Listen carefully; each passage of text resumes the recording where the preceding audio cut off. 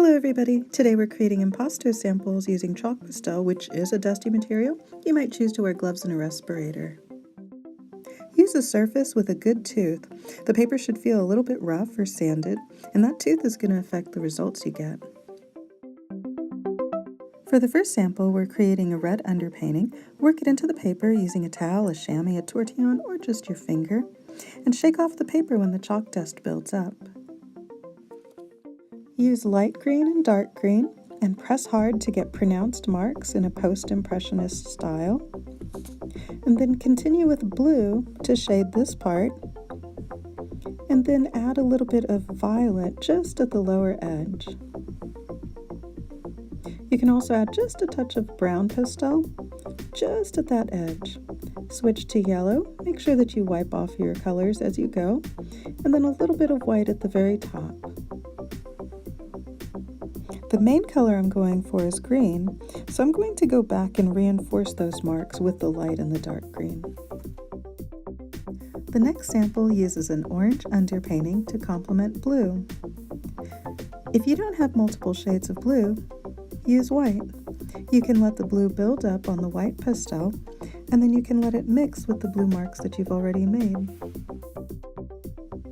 Add violet to the lower part and a touch of brown at the edge. Then reinforce the white marks to clarify the lighter blue areas. The third sample uses a yellow underpainting to create warm sunset colors. Use pink, orange,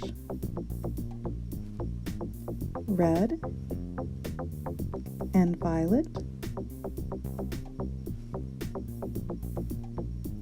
Add a little bit of white and just a touch of magenta. Vincent van Gogh's The Starry Night is our inspiration for the next sample. Start with a black underpainting and press down and mark an off-centered spot with yellow. Make a few rings of longer marks around that spot, and then switch to white and fill in some of the spaces between the yellow marks. Add a couple of white rings around the outer yellow marks, and then fill in the remaining spaces with blue. Add violet to the lower edge. Then carefully work the blue into some of the gaps between the yellow and the white marks. Use white over some of the blue marks to create lighter blues. Finally, reinforce some of the white and yellow marks, pressing down. For the next sample, choose any color combination you like. I'm using a magenta underpainting, then adding pink, violet, blue, a little more pink. I'll reinforce the blue, add white, and then I'll reinforce the violet, add magenta, and finish by reinforcing the white marks. I'm using a yellow underpainting for the last sample. Next, I'll use the same colors that I used in the first sample so we can see the difference the underpainting makes. Compared to the first circle, the colors in this last one look like a lawn at a different time of day. These samples will prepare you for a landscape pastel painting.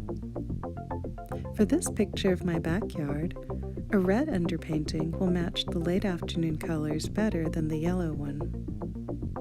And for the sky, a magenta underpainting will work well with these blues. Here's a close-up of the sample.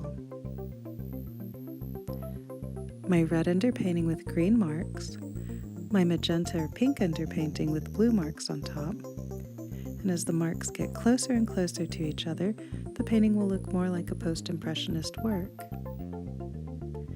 The underpainting still shows in the small spaces between the marks and influences the colors on top.